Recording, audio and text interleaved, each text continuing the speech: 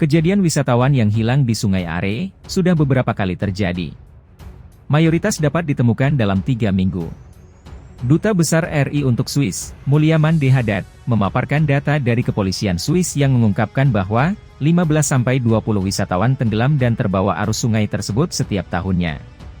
Menurut Mulyaman, banyaknya kasus orang tenggelam maupun hilang di Sungai Are disebabkan karena lokasi tersebut merupakan tempat wisata yang banyak didatangi warga.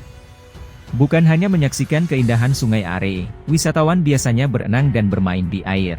Mayoritas kejadian serupa pada tahun-tahun sebelumnya itu, 99,9%, ditemukan dalam 3 pekan, kata Mulyaman dalam konferensi pers, pada 30 Mei kemarin.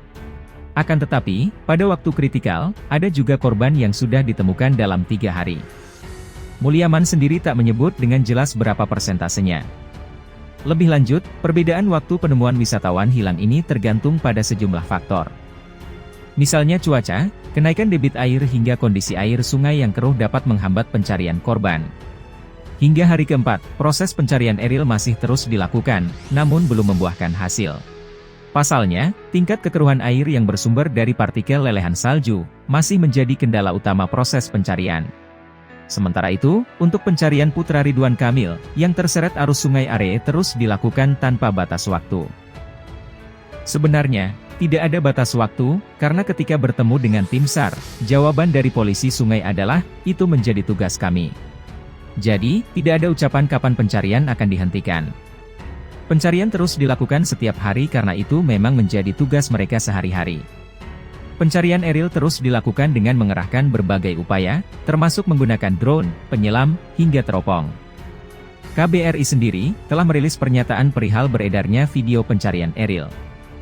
Dalam video dokumentasi Kementerian Luar Negeri RI, terlihat hanya ada 1 kapal tim pencari yang bertugas untuk mencari eril. Hal itu berbeda dengan tim SAR Indonesia yang biasanya menerjunkan banyak kapal dalam misi pencarian. KBRI menyebut, video itu tidak menggambarkan seluruh proses pencarian. Mereka menyatakan ada beberapa kapal dan tim yang diterjunkan pemerintah untuk mencari eril. Video ini hanya memperlihatkan, kurang lebih 200-300 meter area titik awal perahu bergerak. Mohon untuk tidak menggeneralisasi video tersebut sebagai proses keseluruhan.